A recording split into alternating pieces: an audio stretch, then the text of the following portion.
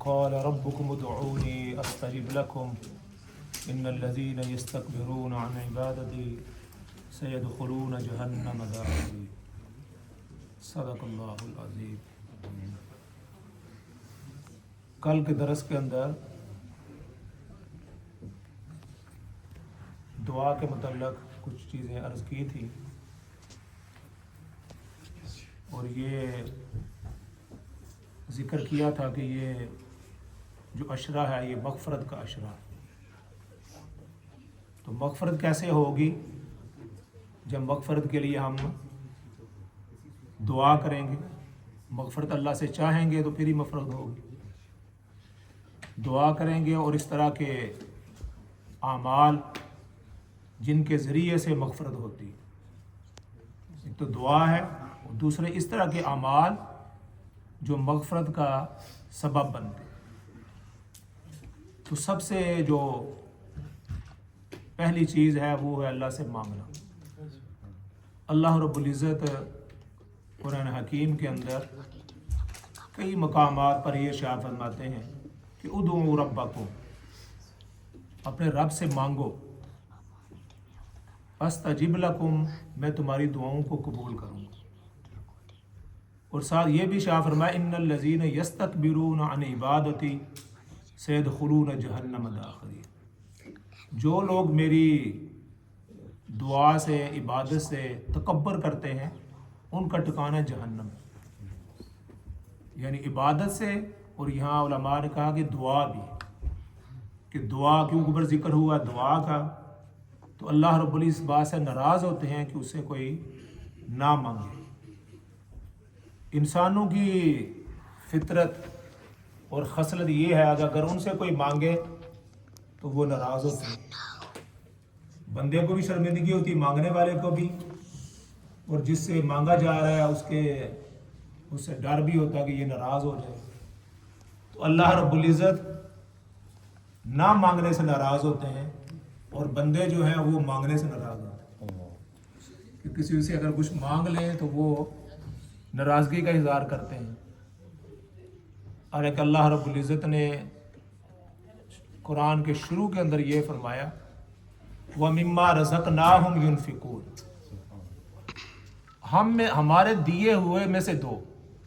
اللہ رب العزت یہ نہیں فرما رہے کہ جو آپ کا مال ہے، اس کے بارے میں فرماتے ہیں کہ جو ہم نے آپ کو دیا ہے اس میں سے خرچ کرو۔ تو جب آدمی یہ سمجھے گا کہ یہ میرا نہیں ہے تو پھر خرچ کرنے میں اور دینے میں آسانی ہوگی۔ مشکل تب ہوتی ہے جب آدمی اس کو اپنا مال سمجھتا ہے۔ تو اس لیے یہ فرما دیا کہ ہمارے دیے ہوئے میں سے خرچ کرو۔ تو اللہ رب العزت بھی مانگنے سے خوش ہوتے ہیں، نہ مانگنے سے ناراض ہوتے ہیں کہ بندہ اس سے مانگے۔ اور پھر مانگنے کے جو جگہ ہیں ان کے بارے میں بھی حدیث شریف کے اندر آتا ہے کون کون سے مواقع ہیں کہ ان مواقع پر اللہ سے مانگنا چاہیے۔ جس طرح اس وقت رمضان مبارک کا مہینہ ہے تو نبی پاک صلی اللہ علیہ وسلم نے فرمایا کہ افطار کا وقت ایسا ہے کہ اس وقت روزہ دار کی دعا کو قبول کیا جاتا ہے۔ تو افطار کے وقت دعا مانگنے سے وہ دعا قبول ہوتی ہے۔ اور اسی طرح فرمایا وَبِالْأَسْحَارِ هُمْ يَسْتَغْفِرُونَ، ہمارے بندے وہ ہیں جو سحری کے وقت استغفار کرتے ہیں، سحور کے وقت۔ دو وقت ایسے بتلائے کہ وَبِالْأَسْحَارِ هُمْ يَسْتَغْفِرُونَ، یعنی استغفار کا مطلب مانگنا ہے اللہ سے، یا اللہ تم مجھے معاف فرما دے۔ مال، دولت، صحت، تندرستی یہ بھی آدمی مانگتا ہے، لیکن سب سے بڑی چیز مغفرت ہے۔ اگر مغفرت ہو گئی تو اگر مال نہ ہوا تب بھی خیر ہے، کپڑے نہ ہوئے تب بھی خیر ہے، دولت نہ ہوئی تب بھی خیر ہے، حکومت نہ ہوئی تب بھی خیر ہے۔ لیکن اگر مغفرت نہ ہوئی، دولت بھی ہوئی، مال اپنا جاہ و جلال بھی ہوا، ٹور بھی ہوئی، لیکن مغفرت نہ ہوئی تو سودا گھاٹے کا۔ تو دو وقت اللہ رب العزت نے ارشاد فرمائے، نبی پاک صلی اللہ علیہ وسلم نے بھی، کہ افطاری کا وقت ایسا ہے کہ اس وقت دعائیں قبول ہوتی ہیں۔ لیکن انسان اس وقت حریص ہوتا ہے کھانے کے اوپر، اور طرح طرح کے کھانے بنائے ہوتے ہیں، حالانکہ یہ اسلام کی اور شریعت کا منشا یہ نہیں تھی کہ دسترخوان ہو، اس میں پکوڑے بھی ہوں، سموسے بھی ہوں، فروٹ بھی ہو، چاٹ بھی ہو، یہ نہیں۔ ایک عالم فرما رہے تھے کہ روزہ وہ ہے کہ ایک کھجور اور پانی سے بس، اس سے زیادہ دسترخوان پر کچھ نہیں ہونا چاہیے۔ اور میں پچھلی دفعہ ایک دفعہ شاید ذکر بھی کیا ہے، یہ ٹیسکو وغیرہ میں جائیں یا جتنے بھی دوسرے سٹور ہیں، اگر عصر کے بعد آپ جائیں تو ساری شیلفیں خالی ہوتی ہیں۔ میں نے کہا کہ یہ گورے کہتے ہوں گے، یہ مسلمان کہتے ہیں کہ ہمارے روزے ہیں، ہم کھاتے نہیں، تو شیلف پر تو چیز بچتی ہی نہیں۔ رمضان میں تو رمضان کے بغیر وہ ہماری شیلفیں بھری رہتی ہیں، جو رمضان آتا ہے تو شیلفیں ساری خالی ہو جاتی ہیں۔ تو یہ کس طرح کے روزے یہ رکھ رہے ہیں کہ ان کا تو ظاہر بات وہ سوچتے ہی ہوں گے، جیسے میں نے بھی سوچا کہ یار یہ اپنا نہ فروٹ چھوڑتے ہیں، نہ جوس چھوڑتے ہیں، نہ کوئی وہاں جو چیزیں دودھ پڑا ہوا ہے دودھ بھی ختم ہو جاتا ہے، وہ بنا کے وہ پی جا رہے ہیں۔ تو یہ منشا یہ نہیں تھی جو ہم نے بنا لی ہے، لیکن یہ ناجائز نہیں ہے، لیکن جو روزے کی منشا ہے نا اور شریعت کی وہ نہیں۔ رسول اللہ صلی اللہ علیہ وسلم کا ارشاد ہے کہ ایسے نوجوان جو شادی کی طاقت نہیں رکھتے تو وہ روزے رکھیں تاکہ ان کی جو قوت ہے وہ ماند پڑ جائے، ہاں جی۔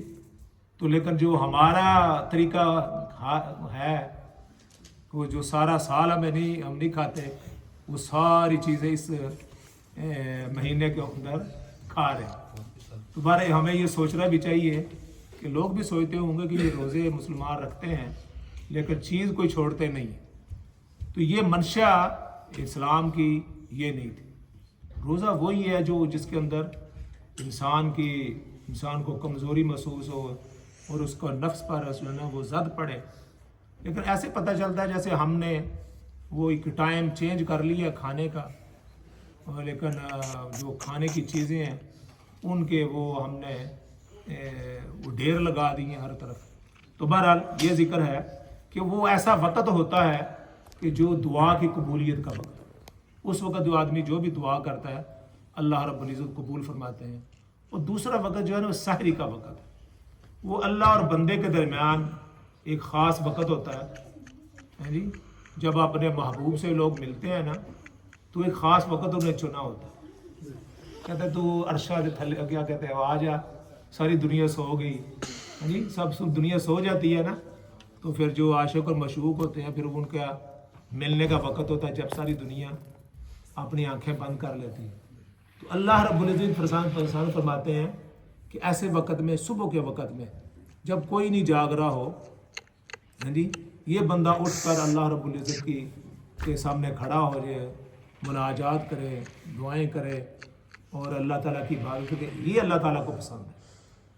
نبی پاک صلی اللہ علیہ وسلم کے لیے، ہمارے لیے تو 5 نمازیں ہیں، تو صورت میں آپ صلی اللہ علیہ وسلم کے لیے 6 نمازیں ہیں، اور آپ کو صلی اللہ علیہ وسلم کو ارشاد فرمایا یا ایھا المزمل قم اللیل الا قلیلا، اے کملی اوڑھ کر سونے والے کھڑے ہو جاؤ، قم اللیل نصفہ او انقص منہ قلیلا، آدھی رات یا اس سے کچھ کم وقت ہمارے سامنے کھڑے ہو جاؤ۔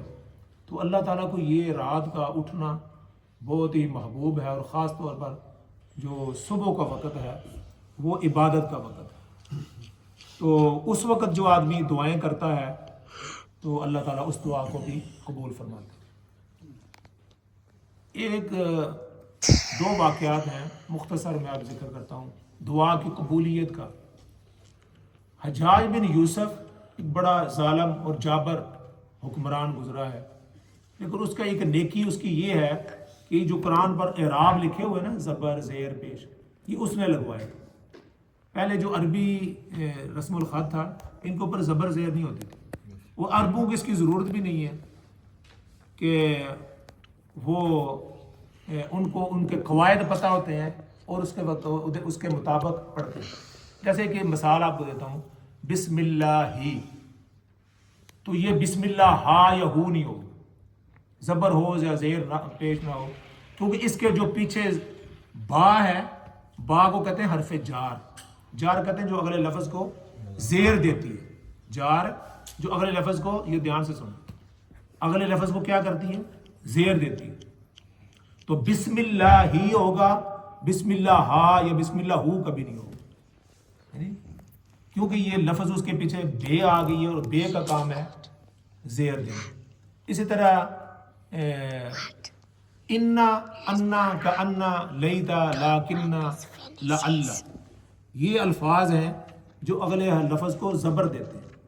ان الذین کبھی نہیں ہوگا ان الذین یا ان الذینی، یہ نہیں ہوگا، کیونکہ یہ جو انا لفظ ہے یہ اگلے لفظ کو زبر دے، اس کو قواعد کہتے ہیں. اس طرح بے شمار اور فی الفاظ ہیں. اسی طرح فی جو ہے یہ بھی لفظ جار ہے، با بھی اور فی بھی. فل ارضی، جیسے قرآن کا لفظ ہے فل ارضی، فل ارضو نہیں ہوگا، فل ارضا نہیں ہوگا. اگر زبر زیر نہ پڑی ہو تب بھی جو قواعد کو جانتا ہے، یہ عرب ہوگا، وہ ہمیشہ فل ارضی پڑھے گا، فل ارضو نہیں پڑھے گا، فل ارضا نہیں پڑھے گا، کیونکہ زبر ہو ہی نہیں سکتی. اور پیش کہ وہ قواعد اس طرح کے ہیں. بعض حضرات پوچھتے ہیں کہ جب ہم کلمہ پڑھتے ہیں لا الہ الا اللہ محمد رسول اللہ، دال پر کیا پڑھتے ہیں؟ پیش. تو کہتے ہیں جب ہم کلمہ پڑھتے ہیں تو پیش پڑھتے ہیں، اور جب اذان دیتے ہیں تو پڑھتے ہیں انا محمد رسول اللہ، پھر ہو جاتی ہے زبر. آپ نے غور کیا؟ جب اذان دیتے ہیں تو اس میں کیا پڑھتے ہیں؟ اشہد ان محمد رسول اللہ. اب وہاں اشہد ان محمد رسول اللہ نہیں پڑھیں گے، وہ رانگ ہو جائے گا، غلط ہو جائے گا. اس پر زبر کس چیز نے دی ہے؟ انا نے. جیسے میں نے کہا تھا انا، انا کا انا، لیتا، لاکنہ، لعل، یہ 5-7 لفظ ہیں جو اب یہ کسی چیز پر آ جاتے ہیں تو اس کے بعد جو حرف آئے گا اس پر کیا ہوگا؟ ہمیشہ زبر ہوگی. تو اشہد انا آ گیا تو محمد دن ہو گیا، انا محمد دن کبھی نہیں ہوگی. تو یہ ذکر کر رہا میں کہ حجاج بن یوسف نے ان پر اعراب لگائے کہ تاکہ جو بعد میں آنے والے لوگ ہیں، اجمی ہیں، ہم تو بغیر اعراب کے کوئی آدمی کوئی ایک سطر بھی نہیں پڑھ سکتا، تو کیسے پڑھے گا؟ تو اس نے یہ نیکی کی. تو اس کی بعد میں یہ سنانے لگا کہ اس کے دور کے اندر وہ طواف کر رہا تھا، کتابوں میں لکھا ہے. تو 2-3 اندھے جو ہیں نا، جو نابینا، وہ طواف کر رہے تھے اور دعا مانگ رہے تھے، یا اللہ آنکھیں دے دے، یا اللہ آنکھیں دے دے، یا اللہ ہمیں آنکھیں دے، دعائیں کر رہے. ایک دن بھی وہ آیا تو وہ دعا طواف کے دوران یہی دعا کر رہے تھے. دوسرے دن بھی آیا تو اس نے کہا کہ وہ کیا بات ہے، تمہاری ابھی تک دعا قبول نہیں ہوئی؟ کل اگر تمہاری آنکھیں نہ ہوئی نا تو تمہاری میں گردنیں اتار دوں گا. اب ان کو پڑھ گئی یا اللہ، پہلے تو آنکھیں نہیں تھی، اب تو گردن بھی گئی. تو دوسرے دن انہوں نے اتنے اخلاص کے اور اتنے ڈر سے دعا کی. تو حجاج بن یوسف جب آیا تو سب کو آنکھیں نظر آ رہی، سب کی آنکھیں ٹھیک تھی. میں نے کہ اتنے اخلاص کے ساتھ اور اتنے ڈر کے ساتھ اور اتنے خوف کے ساتھ کہتے ہیں جب دعا آدمی کرتے پورے یقین کے ساتھ، یہ نہ کرے کہ یا اللہ تو اگر میرا یہ کام کر دے تو میری جو ہے نا نہیں، یا اللہ تو میرا کام کر دے. یعنی پورے یقین کے ساتھ، پورے اخلاص کے ساتھ آدمی دعا کرے. 3 آدمی جیسے حدیث کے اندر آتا ہے بنی اسرائیل کے اندر ایک غار کے اندر، میں نے دعا بتا رہا ہوں کہ دعا کی قبولیت اور کس طرح دعا انہوں نے کی، اور دعا اس سے وقت نقد قبول ہوئی. رسول اللہ صلی اللہ علیہ وسلم کے متعلق بھی آتا ہے کہ ایک آدمی آیا جمعے کے اندر، یا رسول اللہ ہلاک ہو گئے، ہمارے مویشی بھی ہلاک ہو گئے، کھیتیاں بھی اجڑ گئیں، دعا فرمائیں، بارش کے لیے دعا فرمائیں. رسول میں آپ صلی اللہ علیہ وسلم نے ایسے ہاتھ اٹھائے، یا اللہ بارش فرما دے. تو فرماتے ہیں کبھی ہاتھ نیچے نہیں کیے اور سارا مدینہ کے اندر بارش ہی بارش. تو نقد دعا رسول اللہ صلی اللہ علیہ وسلم نے جو دعا کی. پھر اگلے جمعے کو وہی شخص آیا، یا رسول اللہ سب کچھ جو ہے وہ بھر گیا ہے، تو دعا فرمایا کہ بارش تھم جائے. پھر آپ صلی اللہ علیہ وسلم نے دعا کی تو بارش تھم گئی. تو یہ نقد دعا آپ صلی اللہ علیہ وسلم کی قبول ہوئی. تو اسی طرح بنی اسرائیل کے اندر فرمایا کہ حدیث کے اندر آتا ہے کہ 3 اشخاص کہیں جا رہے تھے تو یہ بادل آ گئے، طوفان، وہ ایک غار کے اندر داخل ہو گئے. اب داخل ہو گئے تو وہ وہاں سے ایک چٹان جو گری تو وہ غار کے آگے اس نے آ کر وہ غار کا جو دروازہ تھا وہ بند کر دیا۔ اب یہ تینوں آدمی اس غار کے اندر موجود ہیں اور راستہ نکلنے کا کوئی نہیں۔ غار وہی ہوتی جس کا ایک ہی راستہ ہوتا ہے، اس کا باہر نکلنے کا یہ نہیں ہوتا کہ ایک راستہ آنے کا اور جانے کا۔ اب وہ شخص تینوں اندر گئے بیٹھے ہوئے ہیں اور یہ کہہ رہے ہیں کہ اب یہاں سے نکلنے کا کوئی طریقہ نہیں ہے۔ تو ایسے کریں کہ کوئی اپنے اپنے اعمال اللہ رب العزت کی بارگاہ کے اندر پیش کرتے ہیں کہ جو ہمیں یہاں سے نجات عطا فرمائے۔ تو ایک شخص وہاں دعا کرتا ہے، یا اللہ میرے والدین بوڑھے تھے، میں بکری چرایا کرتا تھا، ایک دفعہ میں بڑی دور نکل گیا بکری چراتے ہوئے، تو میں واپس آیا اور میرا طریقہ یہ تھا کہ سب سے پہلے میں بکریوں کا دودھ دھو کر اپنے والدین کو پلایا کرتا تھا۔ اس دن میں آیا تو وہ دونوں سو چکے تھے، تو میں ساری رات دودھ کا پیالہ لے کر ان کے سرانے پر کھڑا رہا۔ میں نے کہا یہ جاگیں گے تو میں ان کو دودھ پلاؤں گا۔ یا رسول اللہ میرے بچے جو ہیں میرے پاؤں میں جو ہے نا وہ بلبلاتے رہے کہ میں ان کو پہلے دودھ نہیں پلایا۔ اگر یہ میرا کام اور یہ میرا عمل تیری بار کے اندر پسندیدہ ہے، یا اللہ تو ہمیں اس جو مصیبت ہے اس سے نجات عطا فرما، یہ جو چٹان آ گیا یہ یا اللہ اس کو یہاں سے دور فرما دے۔ کہتے ہیں اسی وقت نقد وہ دعا قبول ہوئی اور چٹان جو ہے وہ وہاں سے ہٹ گئی۔ لیکن ابھی اتنی چٹان نہیں ہٹی تھی کہ وہ جس سے وہ باہر نکل سکتے ہیں۔ دوسرے شخص کو کہا بھیا تم بھی اپنا اللہ کے ہاں اپنا عمل پیش کرو۔ انہوں نے کہا یا اللہ میری خالہ زاد یا پھوپھی زاد بہن کے ساتھ تعلق تھا، تو وہ اس کو کوئی قرضہ چاہیے تھا، وہ میرے پاس قرضہ لینے کے لیے آئی، تو میں نے اس کو کہا کہ جب تک تم میری خواہش پوری کرو میں تمہیں قرضہ دے دیتا ہوں۔ تو بہرحال وہ اس پر آمادہ ہو گئی، لیکن جب وہ وقت آیا ملنے کا تو اس نے کہا کہ میں نے یہ کبھی کام زندگی میں نہیں کیا، میں اس طرح کی عورت نہیں ہوں۔ تو یا اللہ جب اس نے یہ کہا کہ تم اللہ سے اتق اللہ سے ڈرو اور یہ کام نہ کرو، تو یا اللہ میں اسی وقت اس کام سے ہٹ گیا تھا، اور تیرے خوف کی وجہ سے اور تیری کبریائی کی وجہ سے یا اللہ اگر یہ میرا عمل تجھے پسند ہے تو ہمیں یہاں سے نجات عطا فرما۔ اسی وقت نقد اللہ تعالیٰ نے دعا قبول فرمائی اس کی بھی، اور وہ چٹان وہاں سے تھوڑی سی اور پیچھے سرک گئی، لیکن ابھی بھی تھوڑا سا وہ کام باقی تھا کہ وہ وہاں سے نکل نہیں سکتے تھے۔ تیسرے شخص کو کہا کہ تم بھی اپنا عمل اللہ رب العزت کے ہاں پیش کرو۔ اس نے کہا کہ یا اللہ ایک شخص میرے پاس کام کیا کرتا تھا، تو اس کو میں نے مزدوری پر لگایا، اور رات کو مزدوری کا وقت ہوا تو اس کا اور میرا کو ان بن ہوا، تو وہ بغیر مزدوری لیے وہ چلا گیا۔ اب میں نے ایسے کیا کہ اس کی مزدوری جو ایک ریال بنتی ایک درہم بنتی تھی، یا اللہ میں نے اسے ایک بکری خرید لی۔ اس اللہ رب العزت نے اس کے اندر اتنی برکت دی کہ وہ ریوڑ بڑھ گئے۔ پھر میں نے اس کے جگہ ایک گائے خرید لی، پھر میں نے اونٹ خرید لیے، اور اللہ رب العزت نے اس کے اندر اتنی برکت دی کہ بکریوں کے ریوڑ بھی لگ گئے، اور گائے اور بھینسوں کے ریوڑ بھی لگ گئے، اونٹوں کے ریوڑ بھی لگ گئے۔ پھر اچانک وہ کئی سالوں کے بعد یا مہینوں کے بعد وہ واپس آیا، تو اس نے کہا کہ وہ میری مزدوری تیرے پلے رہتی تھی، وہ میری مزدوری دے دو۔ اس نے کہا کہ وہ جو یہ جتنی بکریاں ہیں، جتنی یہ گائے ہیں اور جتنے اونٹ ہیں، یہ سب تیرے ہیں۔ اس نے کہا تم میرے ساتھ مذاق کر رہے ہو، میری جو ایک چونی بنتی ہے یا ایک درہم بنتا ہے وہ دے دو۔ اس نے کہا واللہ یہ سب تمہارا۔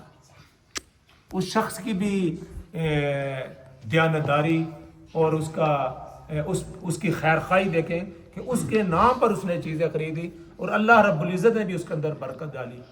اور اللہ رب العزت سے کہ ہاں جب یہ دعا کی کہ یا اللہ یہ میں نے کام صرف تیری خالص تیری رضا کے لیے کیا تھا، تو اللہ رب العزت نے اس چٹان کو وہاں سے ہٹا دیا۔ تو اس درس سے اس واقعے سے یہ پتہ چلا کہ اللہ رب العزت نقد انسان کی دعائیں بھی قبول کرتے ہیں، لیکن اس کے لیے یہ ضروری ہے کہ جو ہم عمل کر رہے ہیں اس کے اندر جان کتنی ہے، اس کے اندر اخلاص کتنا ہے، اس کے اندر للہیت کتنی ہے۔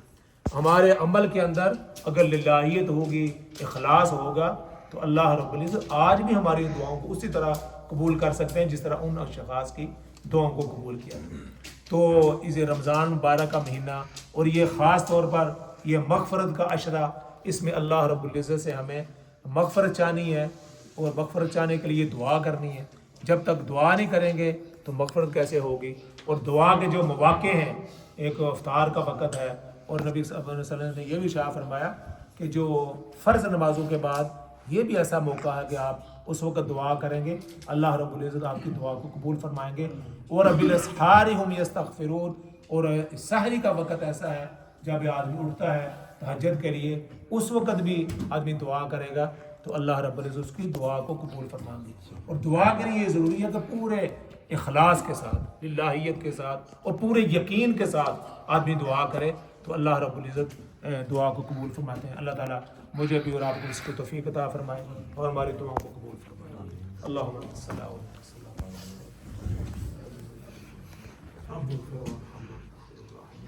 ہم سب کی مغفرت فرما، ہمارے بعد